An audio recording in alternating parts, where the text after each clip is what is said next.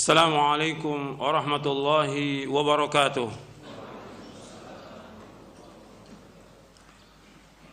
إن الحمد لله نحمده ونستعينه ونستغفره ونعوذ بالله من شرور أنفسنا ومن سيئات أعمالنا. من يهده الله فلا مضل له ومن يضلل فلا هادي له. أشهد أن لا إله إلا الله وحده لا شريك له وأشهد أن محمدًا عبده ورسوله. يا أيها الذين آمنوا اتقوا الله حق تقاته ولا تموتن إلا وأنتم مسلمون. يا أيها الناس اتقوا ربكم الذي خلقكم من نفس واحدة وخلق منها زوجها وبث منهما رجالًا كثيرا ونساء واتقوا الله الذي تساءلون به والأرحام إن الله كان عليكم رقيبًا. يا أيها الذين آمنوا اتقوا الله وقولوا قولا سديدا يصلح لكم أعمالكم ويغفر لكم ذنوبكم ومن يطع الله ورسوله فقد فاز فوزا عظيما. أما بعد فإن أصدق الحديث كتاب الله وخير الهدي هدي محمد صلى الله عليه وعلى آله وسلم وشر الأمور محدثاتها وكل محدثة بدعة وكل بدعة ضلالة وكل ضلالة في النار. Ayolah ikhwah, a'azakumullah, kepada kaum muslimin dan muslimat yang mudah-mudahan dirahmati oleh Allah Ta'ala. Alhamdulillah, kita bersyukur kepada Allah Subhanahu wa Ta'ala atas segala nikmat yang Allah karuniakan kepada kita, nikmat Islam, nikmat iman, nikmat sehat, nikmat afiat, nikmat dijauhkan oleh Allah dari berbagai macam malapetaka. Dan kita bersyukur kepada Allah Subhanahu wa Ta'ala diberikan hidayah di atas Islam dan sunnah.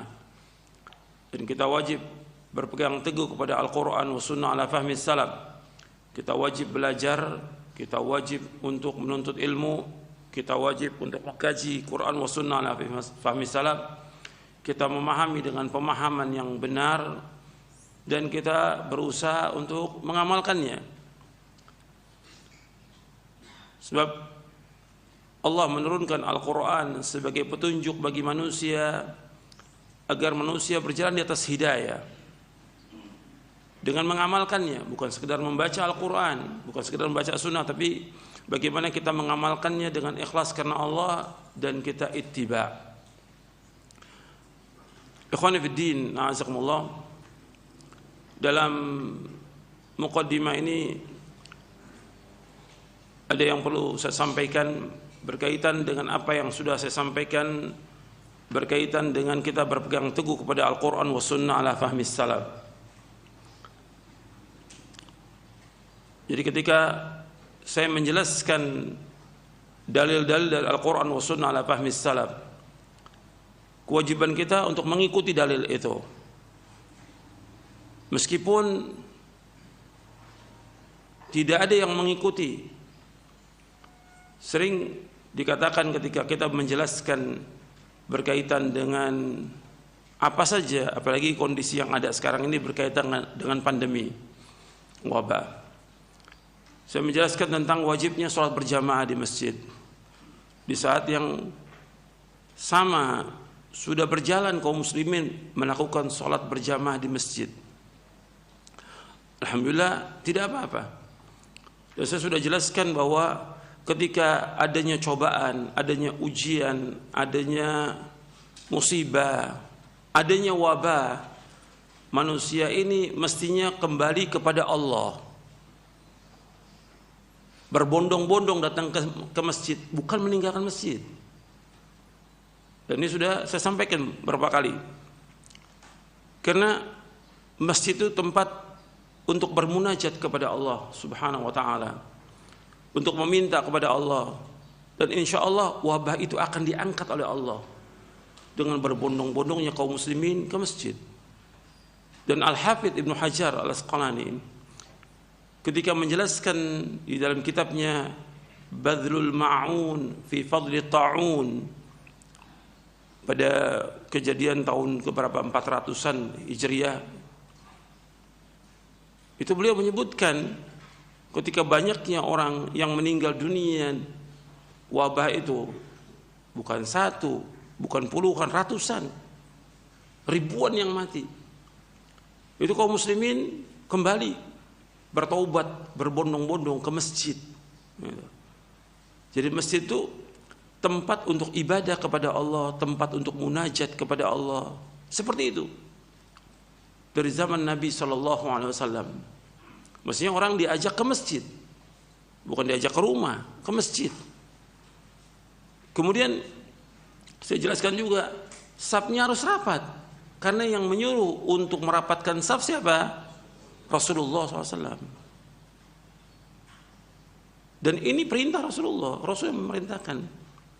Dan hadisnya ada beberapa hadis sudah pernah saya sampaikan tentang rusu sufakum wa qaribu bainaha, rapatkan saf kalian, berdekatnya. Kemudian Nabi juga menyebutkan, ini hadis sahih, Nabi juga menyebutkan dalam hadis yang lain, kata Nabi SAW, wala tadaru furujatin syaitan, jangan kalian tinggalkan celah-celah untuk syaitan. Yang harus kita laksanakan perintah Nabi Muhammad SAW. Ada himbauan begini, himbauan begini, kita laksanakan perintah Nabi. Insya Allah kalau kita laksanakan perintah Allah Subhanahu wa ta'ala dan Rasulnya, kita akan selamat. Dan ini sudah saya jelaskan dalil-dalilnya. Kita akan selamat. Dan kadang dituduh bahwa ketika kita mengajak orang seperti ini, dianggap bahwa pendapat kita ini syadz. Apa syadz itu? Ganjil. Karena menyalahi apa? Menyalahi banyak orang. Menyalahi fatwa masyayikh. Saya jelaskan penjelasan Al-Imam Ibnu Qayyim. Kata Al-Imam Ibnu Qayyim berkaitan dengan masalah syadz. Beliau menyebutkan dalam kitabnya Al-Furusiyah Al-Muhammadiyah. Dalam kitabnya Al-Furusiyah Al-Muhammadiyah yang ditulis oleh Imam Ibnu Qayyim yang wafat tahun 751 Hijriah.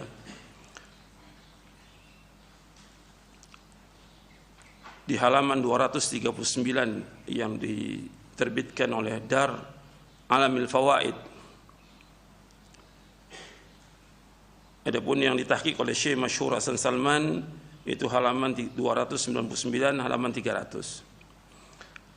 Kata beliau begini, kata Imam Qayyim rahimahullah, annal qaul asy-syadz huwa alladhi laysa ma'a qailihi dalilun min kitabillahi wala min sunnati Rasulillah sallallahu alaihi wasallam fahadha huwa al-qaul asy-syadz walau kana alaihi jumhur ahli al-ard wa amma qawlu ma dalla alaihi kitabullahi ta'ala wa sunnati rasulih sallallahu alaihi wa ala wasallam falaysa bisyadz walau dhahaba ilaihi al-wahid min al-ummati walau falaysa bisyadz walau dhahaba ilaihi al-wahid min al-ummati fa inna kathratal qailina wa qillatahum laysa bimi'yarin wa mizanil haqq yu'ayyaru bihi wa yuzanu bihi.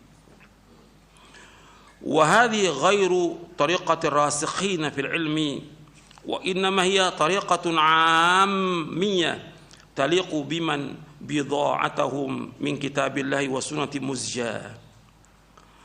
Bahwa perkataan yang syadz, perkataan yang ganjil, pendapat yang ganjil adalah pendapat yang orang yang mengatakan yang enggak punya dalil dari Quran, dari kitabullah, dan tidak juga dari sunnah Rasulullah sallallahu alaihi wasallam. Ini yang dikatakan perkataan yang syadz.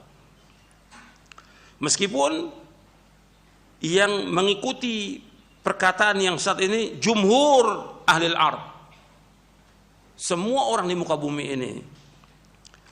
Adapun pendapat yang ditunjukkan oleh Al-Quran, oleh kitabullah dan sunnah Rasulullah SAW, maka tidak dikatakan syadz. Selama orang membawakan dalil yang sahih dari Quran wa sunnah ala fahmi salaf, maka meskipun dia sendiri tidak dikatakan syadz, meskipun yang berpendapat demikian seorang dari umat ini.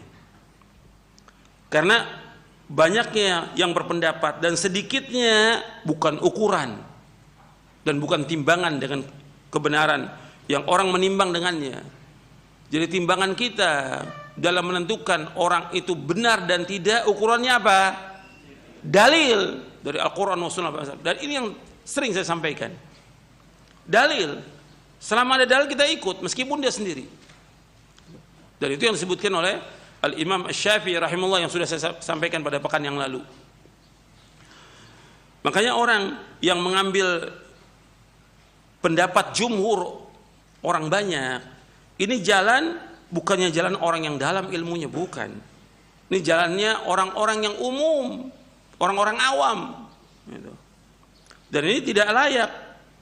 Ini jalannya orang-orang awam ini merupakan jalannya orang-orang yang layak, yang memang perbekalan mereka dari Quran dan Sunnah cuma sedikit, muzjah. Kalau orang ikuti dalil, nggak peduli banyak atau sedikit dalil, yang penting kita ikut.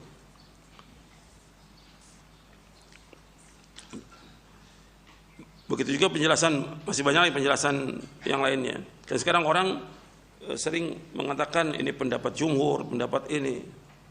Bahkan juga dikatakan ini pendapatnya Hay'ah Kibar Ulama dan yang lainnya. Syekh Utsaimin sempat bantah dalam kitabnya Syarhu Nazmil Waraqat fi Usul Fiqh. Sampai beliau mengatakan al-majma'ul fiqhi fil 'asr al-hadir atau hay'at kibar ulama huna law ajma'u ala syai'in la yu'addu ijma'uhum hujjatan li'anna wara'ahum ulama yaquluna bighairi hadzal qaul. Kata Syekh Muhammad bin Shalih Utsaimin rahimahullah, majma' fikih, artinya satu lembaga yang mengumpulkan banyak orang-orang yang ahli dalam masalah fikih pada zaman sekarang ini, atau Hay'ah Kibar Ulama yang ada di sini di Saudi. Kalau seandainya mereka ijma' tentang sesuatu, tidak dianggap ijma' mereka hujjah. Karena apa? Karena di belakang mereka ada ulama-ulama yang lain yang berkata atau berpendapat selain dari pendapat ini. Ini perkataan Syekh Muhammad bin Shalih Al-Utsaimin dalam kitabnya Syarhu Nazmil Waraqat fi Usul Fiqh di halaman 176, 177, cetakan Dar Ibnul Jauzi, cetakan yang kelima. Dan dicetak dengan Isyraf Muassasah Syekh Muhammad bin Shalih Al-Utsaimin.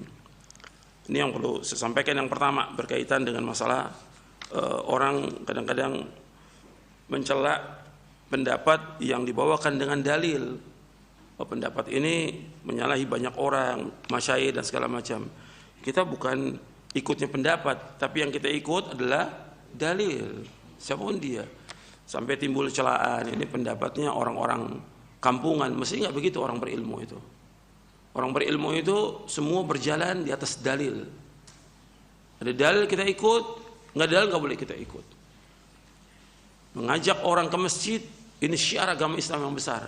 Dalilnya Quran dan Sunnah Nabi. Merapatkan saf, dalilnya jelas hadis Nabi yang sahih. Dan Nabi marah ketika ada saf yang renggang, Nabi marah. Bahkan Nabi mengingatkan bahwa itu setan masuk di situ. Jadi ini harus diperhatikan.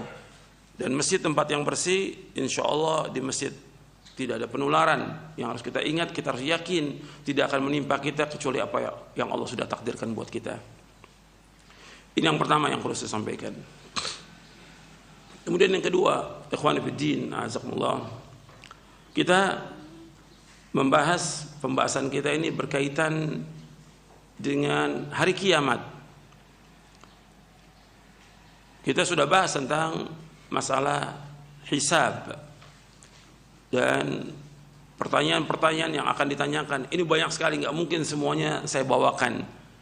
Di buku ini saya ringkas saja. Ada yang perlu saya sampaikan dan tolong antum dengarkan, perhatikan semuanya. Bahwa di antara pertanyaan yang akan ditanyakan di hari kiamat nanti itu berkaitan dengan masalah tauhid dan juga ittiba'. Makanya Al-Imam Ibnu Qayyim di dalam muqaddimah kitabnya Zadul Ma'ad fi Hadi Khairul Ibad, di awal di muqaddimah yang akan ditanyakan nanti di hari kiamat, yaitu madza kuntum ta'budun wa madza ajabtumul mursalin.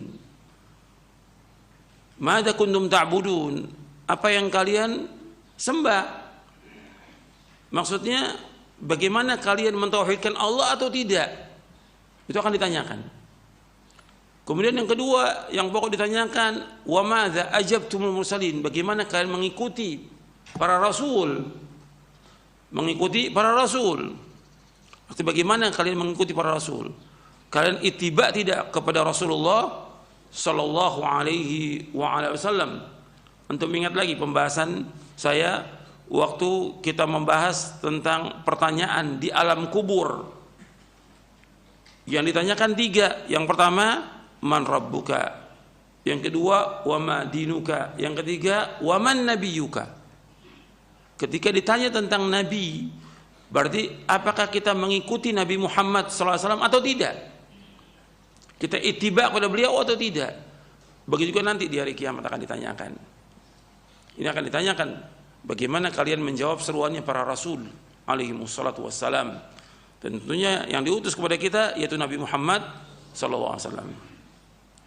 Kemudian ikhwan fillah, azakumullah, di antara pertanyaan lagi yang ditanyakan nanti di hari kiamat,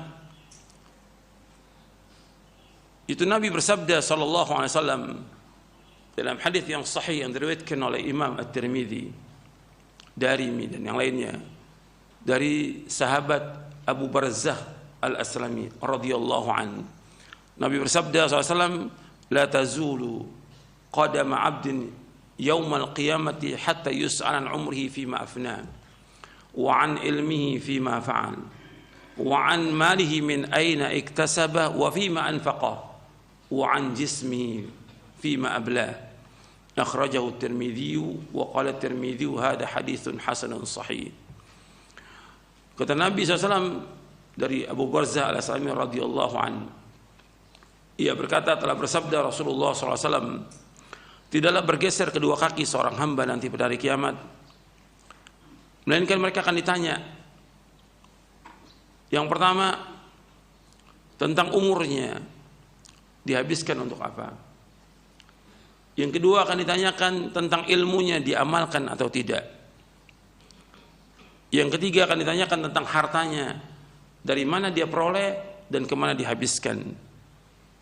Dan yang keempat tentang tubuhnya, capeknya, lelahnya, letihnya untuk apa?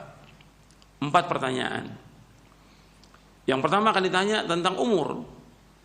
Pertanyaan yang lain banyak, yang sebelumnya banyak, seperti pertanyaan tentang tauhid, pertanyaan tentang ittiba, pertanyaan tentang yang pertama kali dihisab pada hari kiamat masalah apa? Salat akan ditanyakan oleh Allah. Yang berkaitan dengan hubungan antara manusia dengan manusia, yang pertama kali ditanya tentang masalah darah. Nah, di antara pertanyaan-pertanyaan itu 4 pertanyaan ini. Jadi tidak akan bergeser kedua kaki seorang hamba dari padang mahsyar. Mungkin akan ditanyakan tentang 4 pertanyaan ini. Yang pertama an umrihi, tentang umurnya, dihabiskan untuk apa? Kalau bicara soal umur berarti bicara soal waktu. Antum perhatikan, waktu antum dihabiskan buat apa? Jangan sampai waktu kita habis buat perbuatan dosa dan maksiat, atau perbuatan yang haram, atau perbuatan yang makruh, atau perbuatan yang sia-sia. Mubah tapi sia-sia, nggak manfaat. Akan ditanyakan di hari kiamat nanti. Waktu kita sangat berharga, antum harus gunakan waktu ini untuk ibadah kepada Allah. Jangan habis waktu kita. Sebab Allah menyuruh kita untuk meluangkan waktu kita untuk ibadah kepada Allah. Karena Allah menciptakan kita untuk ibadah. Itu perhatikan, Allah ciptakan kita untuk ibadah. Wa ma khalaqtul jinna wal insa illa liya'budun. Tidak aku ciptakan jin dan manusia untuk beribadah padaku. Allah juga berfirman dalam hadits qudsi. Allah berfirman, ya bani Adam, tafarragh li'ibadati amla sadraka ginan wa asudda faqrak. Wa illam taf'al mala'tu yadayka syughla wa lam asudda faqrak. Nabi bersabda, ya wahai anak Adam, luangkan waktumu sepenuhnya untuk ibadah kepadaku. Aku akan cukupi hatimu dan akhirnya akan penuhi hatimu dengan kecukupan dan aku tutupi kefakiranmu. Wa ilam taf'al, kalau engkau enggak lakukan itu, sibuk dengan dunia, maka Allah tidak akan tutupi kefakirannya. Walam asudda faqra. Jadi Allah menyebutkan, ya bani Adam tafarraq li ibadi amla sadrak. Aku penuhi hatimu dengan kecukupan. Wa asudda faqra, aku tutupi juga kefakiranmu. Wa illam taf'al mala'tu yadaka syukra. Kalau engkau enggak melakukan itu, aku akan terus biarkan kamu sibuk dengan dunia ini. Walam asudda faqra, dan aku enggak akan menutupi kefakiranmu. Ini hadis sahih. Jadi suruh kita untuk ibadah. Waktu kita tinggal kita atur. Soal kerja, dagang, usaha tetap jalan. Tetap. Tapi harus atur waktu. Saya sudah bawakan pada pekan yang lalu, yaitu orang yang dia kerja, dagang, usaha, tapi tidak dilalaikan untuk berzikir kepada Allah. Dalam surah An-Nur, la tulhim tijaratun wala bai'un an dzikrillah. Mereka enggak dilalaikan oleh perdagangan mereka, jual beli mereka dari zikir kepada Allah. Tetap laksanakan itu, ibadah kepada Allah. Tinggal kita ngatur waktu. Waktu untuk berzikir, waktu untuk baca buku, waktu untuk baca Al-Qur'an, waktu untuk nuntut ilmu. Semua harus kita atur, semuanya itu. Sebab tujuan kita adalah akhirat. Jadi waktu ini berharga dan akan ditanya oleh Allah. Makanya Allah bersumpah, wal 'asri innal insana lafi khusr illa alladziina aamanu wa 'amilus shalihat wa tawashaw bil haqq wa tawashaw bis sabr. Perhatikanlah waktu, perhatikan masa. Sungguhnya manusia sungguh-sungguh dalam kerugian kecuali orang beriman dan beramal soleh, saling menasihati dengan kebenaran dan saling menasihati dengan kesabaran. Ini orang-orang yang sukses. Artinya mereka betul-betul gunakan waktunya sebaik-baiknya. Tapi Allah sudah bersumpah tentang waktu, sungguh manusia semuanya rugi, dikecualikan 4 ini. Nah, kita bagaimana menjadi yang 4 ini? Di sini disebutkan iman, amal soleh, menasihati dengan kebenaran, menasihati dengan kesabaran. Di sini tidak dimasukkan ilmu, harus dimasukkan. Karena apa? Nggak mungkin kita bisa melaksanakan amal soleh tanpa ilmu. Harus sebut kita dengan ilmu. Kemudian yang ilmu ini, yang kedua, Nabi menyebutkan SAW, wa'an ilmi fima fa'ala. Ilmunya diamalkan atau tidak.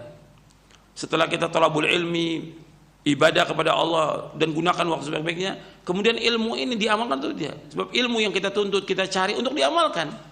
Karena akan ditanya oleh Allah dari kiamat tentang ilmu ini diamalkan atau tidak. Sebab banyak ada orang yang nuntut ilmu cuma koleksi ilmu aja. Dari mulai dia sekolah di ibtidaiyah, dilanjutkan dengan tsanawiyah, aliyah, kemudian dia masuk lagi ke pondok, kemudian sekolah sampai dapat gelar. Diamalkan atau tidak ilmu itu? Manfaat atau tidak ilmu itu? Banyak orang-orang yang ilmunya nggak manfaat, tidak manfaat, rugi. Makanya yang selalu kita minta setiap selesai sholat subuh apa? Allahumma inni as'aluka ilman nafi'a wa rizqan thayyiba wa amalan mutaqabbala. Ya Allah, aku mohon kepada Engkau ilmu yang bermanfaat, rezeki yang halal dan amal ilmu yang bermanfaat. Jangan sampai sia-sia. Banyak orang yang nuntut ilmu sia-sia ilmunya. Harus bermanfaat, betul-betul buat dia manfaat, tambah takut dia kepada Allah. Itu perhatikan tuh. Pembahasan kita pekan yang lalu bahwa kita nuntut ilmu ini supaya apa?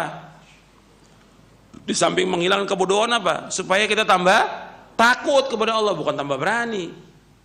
Aslul ilmi khasyatullah. Tambah takut kita kepada Allah. Tambah berusaha kita bagaimana melaksanakan perintah Allah, menjauhkan larangannya. Takut kita kepada Allah. Takut berbuat maksiat. Takut kepada azab Allah. Perkataan kita akan ditanya nanti. Omongan kita akan dihisab. Perbuatan kita akan dihisab. Jadi ilmu ini diamalkan atau tidak. Makanya dikatakan oleh Abdullah bin Mas'ud radhiyallahu an, ta'allamu fa idza 'alimtum fa'malu. Belajarlah kalian, belajarkan. Kalau sudah belajar, amalkan. Sebab ilmu untuk diamalkan. Kemudian yang ketiga akan ditanyakan wa an mali min aina iktasaba wa fima anfaqa. Tentang hartanya dari mana dia peroleh dan kemana dihabiskan. Ini dua nih, masalah harta, masalah besar, dan masalah fitnah. Di dalam hadis yang sahih yang diriwayatkan oleh Imam Tirmidzi, Ahmad dan yang lainnya, Nabi bersabda SAW, inna likulli ummatin fitnah wa fitnatu ummati al-mal. Setiap umat ada fitnahnya, fitnah umatku masalah harta. Hadis ini sahih dari Tirmidzi, Ahmad dan yang lainnya dari Ka'ab bin Iyad radhiyallahu anhu. Perhatikan, harta ini fitnah. Dan manusia secara umum, manusia sangat cinta dan sangat tamak kepada harta. Wa tuhibbunal mala hubban jamma. Kalian sangat tamak kepada harta. Ini Allah sebut dalam Al-Qur'an. Nah, hati-hati loh. Ini masalah harta, masalah fitnah. Sudah banyak orang terfitnah. Bukan hanya orang awam. Penuntut ilmu kena fitnah dengan harta. Ustadz kena fitnah dengan harta. Ulama, masyayikh kena fitnah dengan harta. Fitnah. Dan ini wakil terjadi. Maka antum hati-hati, akan ditanya tuh, dari mana harta itu antum peroleh? Duit antum? Bukan, duit pondok, duit masjid, duit yayasan, duit kantor, duit apa? Dari mana tuh? Atau amanah dari orang yang disuruh kerjakan ini, antum enggak jalankan. Ini uang berat loh. Masalah uang, masalah berat. Hisabnya berat. Dan kalau kita lihat binasanya umat ini ya karena sebab ini. Umat-umat terdahulu binasanya karena ini. Di dalam hadis yang diriwayatkan oleh Imam Ahmad dan yang lainnya, Nabi bersabda sallallahu alaihi wasallam, "Innama ahlaka man kana qablakum ad-dinaru wad-dirham wa huma muhlikakum." Kata Nabi, sesungguhnya yang membinasakan umat-umat sebelum kalian dinar dan dirham, mata uang emas dan perak, dan keduanya akan membinasakan kamu. Diperhatikan, masalah harta ini fitnah. Hati-hati antum, hati-hati. Udah banyak yang terfitnah. Saya katakan bukan hanya orang awam, penuntut ilmu banyak yang terfitnah masalah harta. Ustadz banyak terfitnah masalah harta. Maka antum jangan cari beban lagi. Minta uang, donasi, segala macam. Akan ditanya di hari kiamat, kemana uang itu? Seperak aja antum akan ditanya uang itu. Uang masjid, uang yayasan, uang sekolah. Kemana uang itu? Akan ditanya. Jadi antum hati-hati loh, masalah uang ini bukan masalah kecil, masalah besar. Berat, hisabnya berat. Sekarang yang ahlul jannah aja, ahlul jannah, yang udah pasti masuk surga ini, ada orang fakir yang taat kepada Allah, ada orang kaya taat kepada Allah. Hisabnya mereka, hisabnya orang kaya dan orang fakir bedanya 500 tahun. Perhatikan kok. Ini yang jelas-jelas mereka ahli surga ini, dua-duanya. Fuqara dengan agniya. Hisabnya mereka bedanya berapa? Setengah hari, 500 tahun. Bab si orang kaya akan ditanya semua, dari mana harta itu? Dari mana? Dengan detil ditanya semuanya. Harta itu. Antum hati-hati. Ini masalah harta, hati-hati. Kalau bukan uang antum, hati-hati, kembalikan itu. Akan ditanya dari mana? Ini fitnah ini, masalah fitnah. Dan kena semuanya. Dan banyak dianggap ringan masalah ini. Makanya antum jangan gampang-gampang masalah uang ini. Dan sekarang itu gampang, bentar lagi donasi ini. Antum kemana uang itu akan ditanya. Antum jangan takalluf. Antum ada sekarang laksanakan buat istri antum, anak antum, orang tua, udah jalankan. Ada orang fakir kita bantu dengan uang kita. Jangan memperbanyak cari dana. Akan ditanya di hari kiamat, untuk apa itu? Jangan antum nggak punya apa-apa, wah saya pengen ikut andil jadi relawan, tapi uang orang. Gimana uang orang antum? Akan ditanya di hari kiamat nanti. Ini bukan masalah kecil, banyak udah terfitnah masalah harta ini. Fitnah udah banyak. Dan itu berat di hari kiamat nanti. Dan kemudian wa fima anfaqu, akan ditanyakan kemana dihabiskan uang itu? Di jalan Allah, fisabilillah, untuk perbuatan yang baik, perbuatan yang taat, atau untuk perbuatan syirik, bid'ah, atau untuk yang sia-sia. Semua akan ditanya oleh Allah. Karena pada hakikatnya harta itu milik siapa? Milik Allah, bukan milik kita. Allah yang memiliki, Allah yang memberikan rezeki pada kita. Kita harus gunakan pada tempatnya yang Allah perintahkan dalam Al-Quran, yang diperintahkan oleh Rasulullah SAW. Wah, ini kan harta saya, terserah saya, nggak bisa. Kita harus sesuai dengan tuntunan Rasulullah SAW. Jangan sampai kita sia-sia. Ini harta, kalau saya bicara soal asal panjang. Yang Nabi khawatirkan kepada umatnya, ya masalah harta ini. Yang Nabi khawatirkan SAW. Orang kejar-kejar masalah dunia. Kan kalau udah berhasil, pengen usaha lagi. Udah sibuk dah. Kalau udah usaha. Karena berhasil kan. Udah lupa, ngaji lagi udah lupa. Baca Quran udah lupa. Coba antum tanya deh. Yang ngaji nih yang sekarang nih. Yang kerja-kerja. Di rumah baca Quran apa enggak itu? Saya udah bilang minimal 1 hari 1 juz. Nggak baca Quran. Orang tua nggak dijenguk sama dia. Dan yang lain banyak ya. Sibuk dia dengan dunia. Jadi akan ditanya masalah ini. Fitnah masalah harta. Nabi nggak takut. Umatnya fakir nggak takut. Tapi dibuka pintu dunia ini Nabi takut. Nabi bersabda dalam hadits yang sahih yang diriwayatkan oleh Imam Bukhari dan Muslim. Nabi bersabda, "Mal faqra akhsha 'alaikum. Walakin akhsha an tubsata ad-dunya 'alaikum kama busitat 'ala man kana qablakum fatanafasuha kama tanafasuha." Fatuhlikakum kama ahlakathum. Kata Nabi SAW, aku nggak takut umatku fakir. Aku nggak takut. Aku nggak khawatir kalian fakir. Aku nggak khawatir. Tapi yang aku takut kepada kalian dibukakan oleh Allah pintu-pintu dunia. Kalian kejar-kejaran masalah dunia ini. Kemudian dunia ini membinasakan kalian sebagai membinasakan orang-orang sebelum kalian. Ini hadis sahih Bukhari Muslim. Nabi nggak takut fakir. Ya kenapa sekarang kita ribut? Oh ada ustadz miskin, ada ustadz begini. Kok ribut? Sahabat fakir miskin. Abu Hurairah radhiyallahu an. Abu Hurairah yang dijamin dengan sorga. Semua orang yang melihat Abu Hurairah mendengar pasti mencintai Abu Hurairah. Pingsan, nggak makan. Di depan para sahabat diinjak. Kata Abu Hurairah, aku nggak ayan.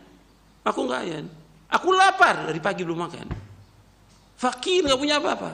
Ini radhiyallahu anhum ajmain para sahabat. Nabi nggak khawatir mereka fakir. Tapi yang Nabi khawatir udah kejar-kejar masalah dunia. Antum perhatikan lagi, ikhwan fillah, azakumullah. Waktu sahabat Utbah bin Ghazwan, itu termasuk yang pertama kali membangun kota Basrah. Di zaman Umar bin Khattab radhiyallahu. Dia termasuk minas sabiqin al-awwalin, Utbah bin Ghazwan. Ketika orang-orang sudah jadi amir, kata beliau, dulu kita nggak punya apa-apa, fakir, miskin. Sekarang kita jadi amir semuanya, jadi gubernur. Allah akan tanya tentang kita di hari kiamat nanti. Akan ditanya oleh Allah.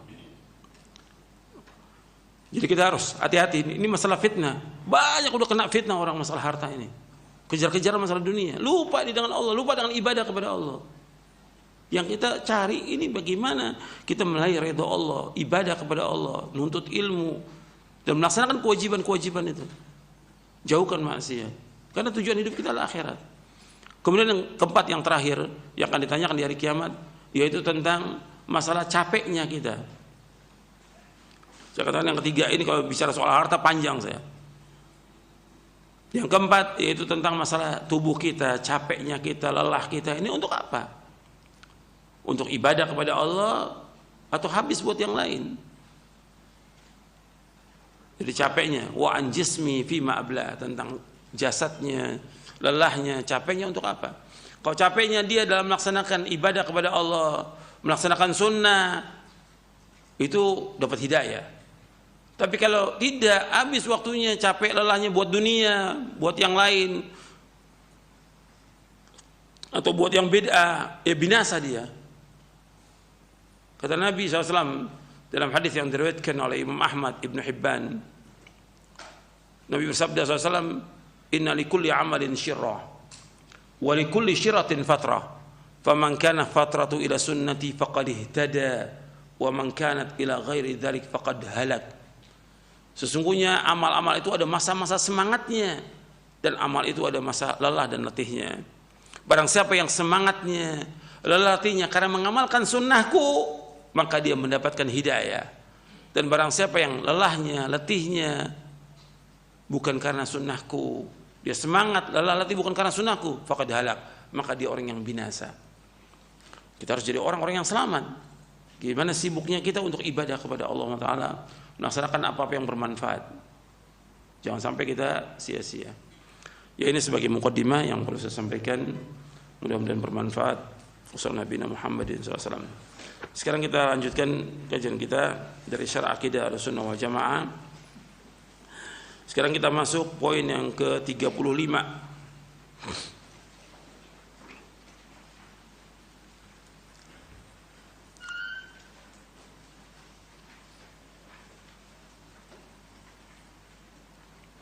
Poin yang ke-35, Ahlussunnah, poin ke-35 di halaman 323 dari Syarah Aqidah Ahlussunnah wal Jamaah.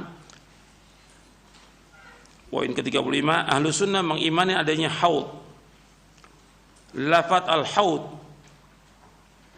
secara bahasa maknanya al-jam'u. Dikatakan hadal ma' yahuduhu, artinya menghimpun, mengumpulkan air. Kata haud juga digunakan untuk tempat berkumpulnya air. Adapun secara syar'i, makna al-haud adalah telaga air yang turun dari sungai surga pada hari kiamat di mauqif, di padang mahsyar, yang diperuntukkan bagi Nabi SAW sebagaimana ditunjukkan oleh hadis-hadis mutawatir dan berdasarkan kesepakatan ulama Ahlussunnah wal Jamaah. Rasulullah SAW bersabda, "Inni faratukum al-haud." Sesungguhnya aku telah mendahului kalian menuju al-haud. Hadis ini sahih, diriwayatkan oleh Imam Bukhari dan Muslim dari Sahal bin Sa'ad radhiyallahu an. Setiap nabi alaihi wassalatu wassalam memiliki telaga. Namun telaga Nabi Muhammad SAW adalah yang paling besar, paling mulia dan paling indah. Hal ini berdasarkan sabda Nabi SAW, "Inna likulli nabiyyin haudha wa innahum yatabahawna ayyuhum aktsaru waridatan wa inni arju an akuna aktsarum waridatan." Sesungguhnya setiap nabi memiliki haud, telaga.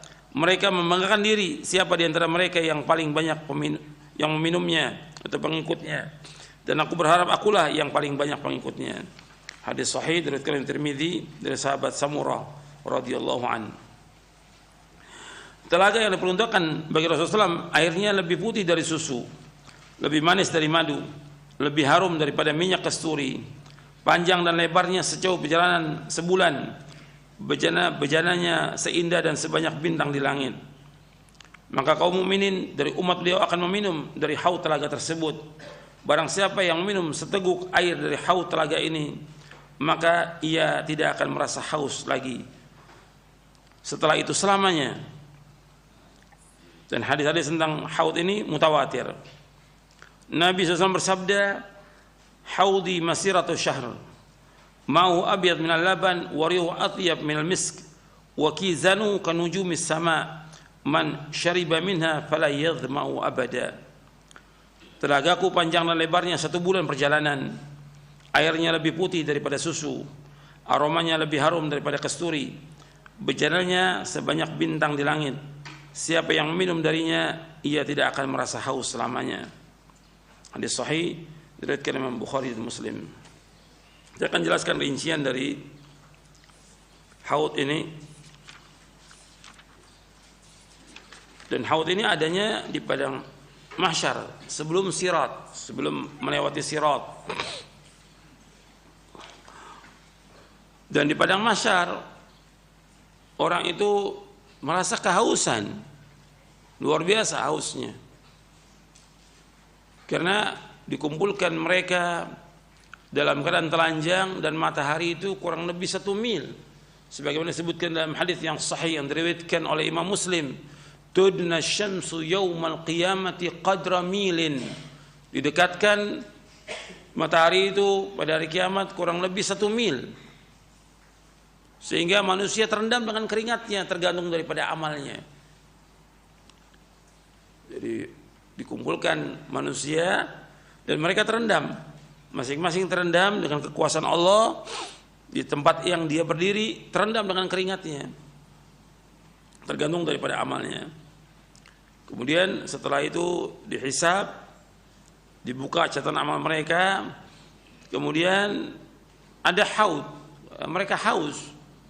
Maka orang-orang beriman akan minum haud itu. Berkaitan dengan haud, ada beberapa yang perlu saya jelaskan supaya antum bisa catat. Yang pertama, Yang pertama, bahwa haudun Nabi SAW mawjudun al-an. Jadi telaganya Nabi itu sudah ada sekarang ini. Sudah ada. Sebagaimana sabda Nabi SAW dalam hadis yang diriwayatkan oleh Imam Bukhari dan Muslim dari sahabat Uqbah bin Amir radhiyallahu an, Nabi khutbah pada suatu hari di depan para sahabatnya, dan Nabi bersabda SAW, wa inni wallahi la anzuru ila haudi al-an. Sesungguhnya demi Allah aku melihat kepada telagaku sekarang ini. Jadi telaga itu sudah ada, sebagaimana sorga dan neraka sudah ada, sudah diciptakan oleh Allah Subhanahu wa taala. Kemudian yang kedua, tentang dari mana air telaga ini, haud ini.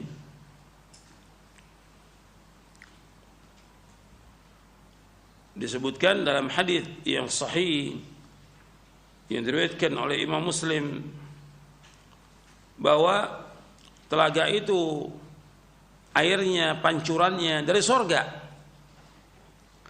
Dua pancuran, yang satu pancurannya dari emas, yang satu dari perak. Bahwa telaga itu asyaddu bayadan min laban wa ahla min asal. Yusabbu ay yughattu yusabbu fi mizaban yumaddani min al-jannah. Ahaduhuma min dhab wal akhar min wariq. Jadi telaga itu lebih putih daripada susu, lebih manis dari madu. Yughattu ay yusabbu maksudnya. Dituangkan, dipancarkan dari pancuran yang diambil dari surga, satu dari emas, satu dari perak. Yang ketiga, bahwa haud ini qabla sirat, sebagaimana dijelaskan oleh para ulama bahwa haud ini sebelum sirat.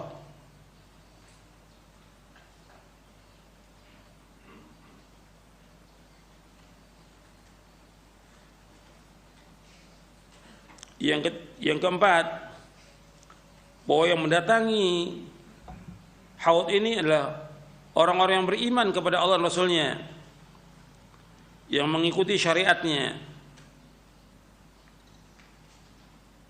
Jadi yang mendatangi haud ini adalah orang-orang beriman kepada Allah dan Rasulnya dan mengikuti syariatnya. Adapun orang yang sombong, yang angkuh dan tidak mengikuti syariat Nabi Muhammad SAW akan diusir dari telaga itu.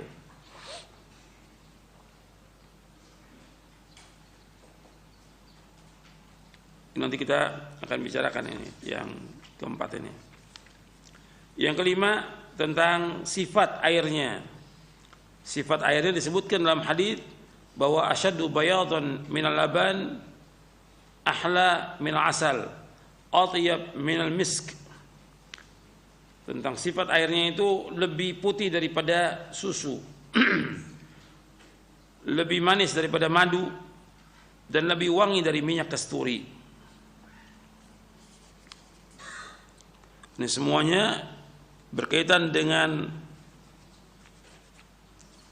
hari akhir. Ini ghaib bagi kita, kewajiban kita mengimani semuanya.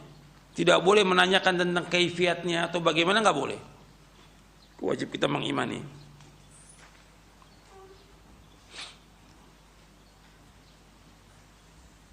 Kemudian yang keenam tentang bijananya, arti gelas-gelasnya itu untuk minumnya. Untuk gelasnya itu banyak sekali seperti bintang di langit. Wa kizanuhu kanujubis sama. Bejananya, gelas-gelasnya seperti bintang di langit.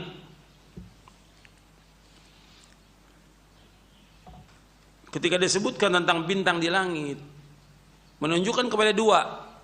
Yang pertama menunjukkan kepada banyaknya, karena banyaknya bintang di langit. Yang kedua menunjukkan kepada indahnya. Jadi gelas-gelasnya itu banyak sekali dan indah. Gitu.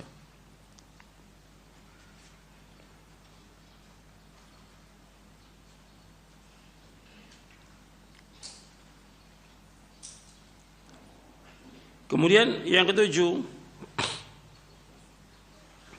pengaruh dari meminum telaga itu, pengaruhnya bahwa dia tidak akan haus selama-lamanya. Seperti disebutkan dalam hadis Sa'ad bin Sa'ad radhiyallahu an, Nabi bersabda SAW, inni faratukum alal haud, man marra alayya syariba wa man syariba lam yadhma abadan. Sesungguhnya aku adalah pelopor, pendahulu di haud. Barang siapa yang melewatinya, artinya datang ke haud ini, dia akan minum, dan barang siapa yang minum tidak akan haus selama-lamanya. Hadis riwayat Muslim. Kemudian yang kedelapan tentang luasnya. Luasnya sejauh perjalanan 1 bulan. Jadi panjang dan lebarnya sejauh perjalanan 1 bulan. Seperti disebutkan dalam hadis Anas bin Malik yang diriwayatkan oleh Imam Bukhari. Ada disebutkan antara Madinah dengan Yaman, ada Madinah dengan Amman, dan beberapa lagi. Tapi disebutkan dalam hadis yang lain perjalanannya kurang lebih 1 bulan, masiratu syahr. Wa zawayahu sawa. Artinya pinggirannya semua sama. Dalam hadis Abdullah bin Amr. Artinya panjangnya, lebarnya semua sama, perjalanan 1 bulan. Seperti luas sekali. Ini haudnya Nabi sallallahu alaihi wasallam. Dan yang minum juga banyak.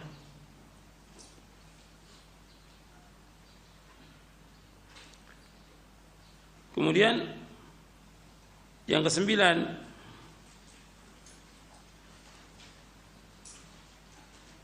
seperti yang tadi saya sebutkan di yang kedua, yang kesembilan sampai sama yang kedua, yaitu bahwa sumber dari haud ini yaitu dari telaga, dari sorga.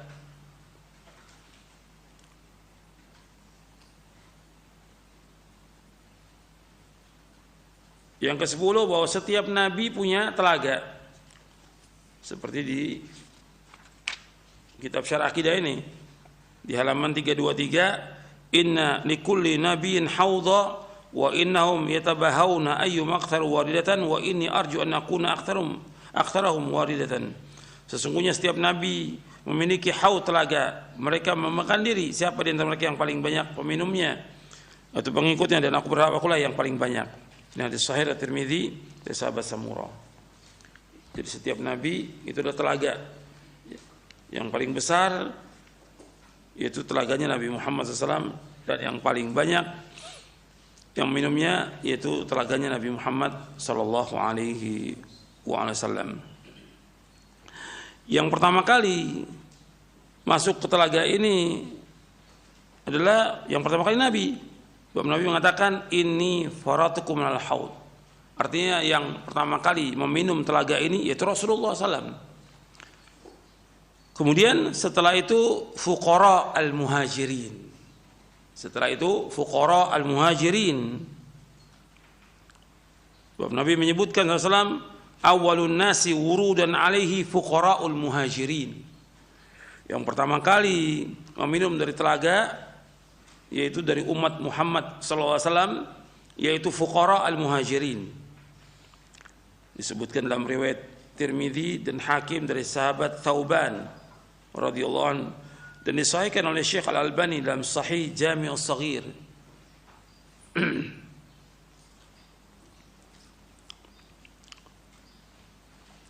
Kemudian ada orang-orang yang ditolak dari telaga ini, yang ditanyakan pada pekan yang lalu. Ada orang-orang yang ditolak dari telaga, bagaimana Nabi menyebutkan Dalam beberapa hadis, jadi ada orang-orang yang ditolak dari telaga. La yudhadanna min ummati, ada beberapa orang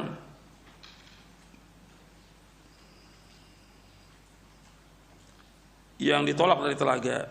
Dijelaskan oleh para ulama, orang-orang yang ditolak itu, yang mereka dicegah dari telaga itu, disebutkan oleh para ulama dalam menjelaskannya.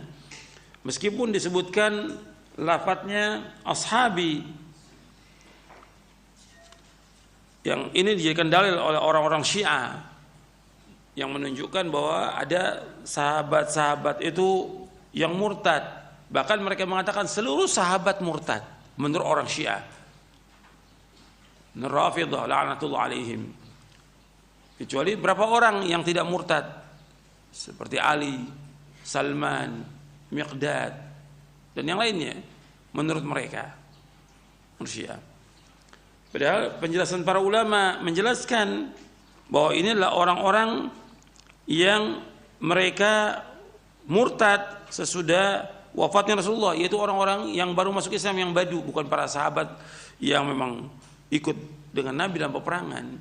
Sebab di akhir-akhir hayat Nabi ada orang-orang badu yang masuk Islam, yang kemudian pada zaman Abu Bakar mereka murtad. Nabi menyebutkan, la yaridanna alayya aqwamun a'rifum wa ya'rifuni thumma yuhalu baini wa bainahum. Dalam riwayat Muslim disebutkan, akan datang ke telagaku beberapa kaum, aku kenal mereka, mereka kenal kepadaku, kemudian dihalangi antara aku dengan mereka. Ya, dihalangi ini disebutkan dalam hadis yang lain, innaka la tadri ma ahdatsu ba'dak, sesungguhnya engkau tidak tahu apa yang mereka adakan sesudahmu. Itu hadis muttafaqun alaih. Jadi ada orang-orang yang dicegah dari telagaku, kemudian aku panggil ashabi, ashabi, wahai Rabbku, ashabi. Kata Nabi, itu bukan sahabatmu, engkau enggak tahu. Artinya orang-orang yang murtad sesudah wafatnya Nabi Muhammad SAW. Kemudian dijelaskan oleh para ulama, diantaranya oleh Imam Al-Qurtubi dan juga oleh Imam Ibnu Abdul Bar. Kalau Ibnu Abdul Bar dalam kitabnya At-Tamhid, kalau Al-Qurtubi dalam kitabnya At-Tadhkirah, disebutkan oleh para ulama, kata Imam Qurtubi, qala ulama'una rahmatullahi alaihim ajma'in, fakullu man irtadda an dinillahi aw ahdatha fi ma la yardahu Allah wa lam ya'dhan bihi Allah fa huwa minal matrudin anil haud al mub'adina an.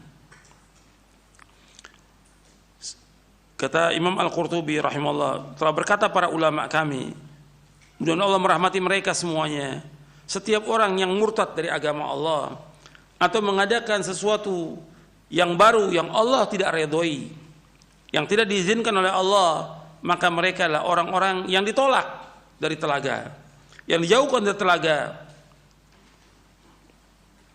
Wa ashaduhum tardan man khalafa jama'atal muslimin wa faraqa sabilahum.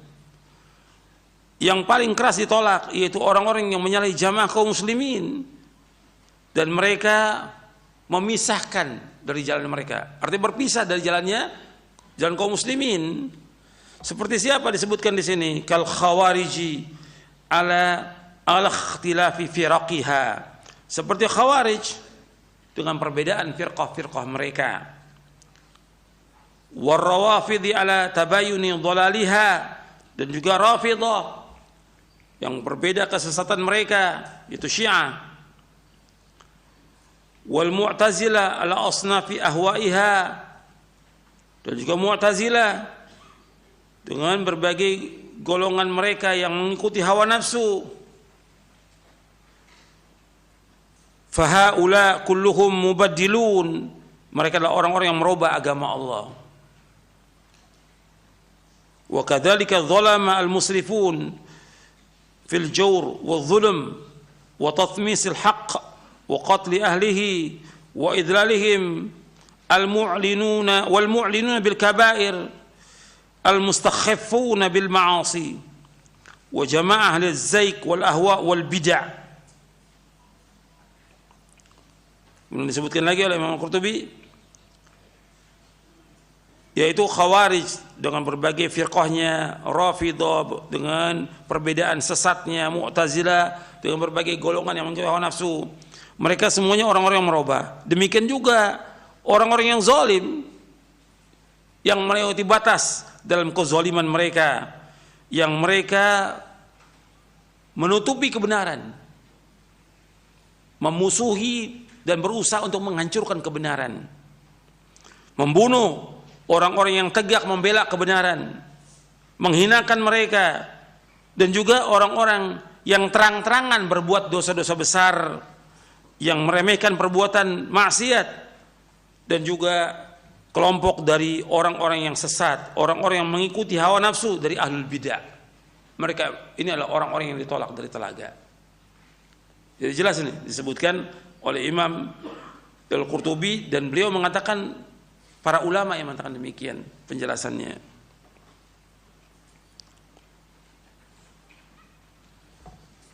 Adapun orang-orang munafik, yang jelas munafik i'tiqadi, ya mereka masuk kepada golongan orang kafir yang Allah sebutkan bahwa munafik itu tempatnya di mana? Fi darkil asfali minan nar, di keraknya neraka. Munafik itu tempatnya.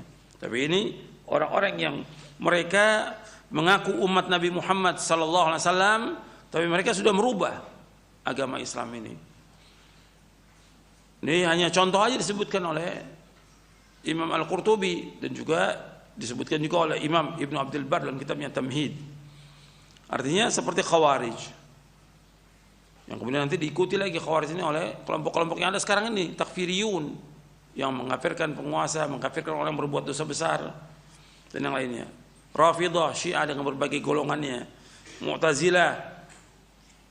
Yang Mu'tazilah ini terkenal bahwa mereka ini menuhankan akal, taqdisul akal, mensucikan akal. Akal itu segala-galanya, udah. Bukan dalil.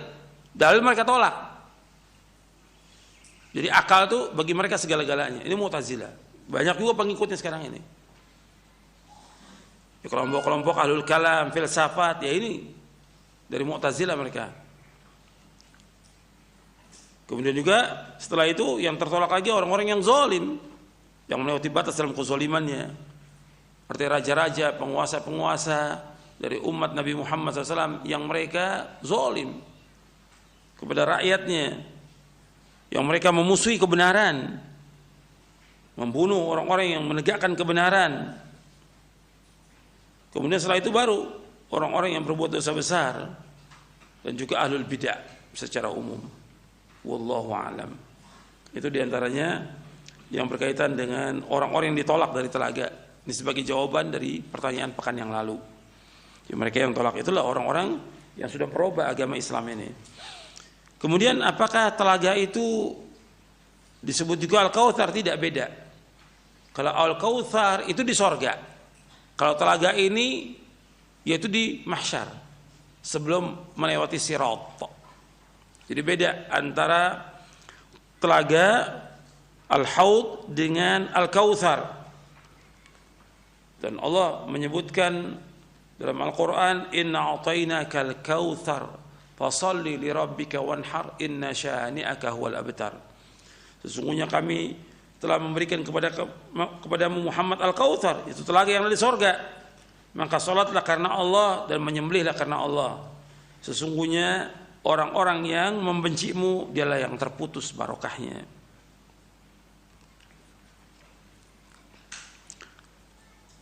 Dan Al-Kautsar itu beda dengan Haud.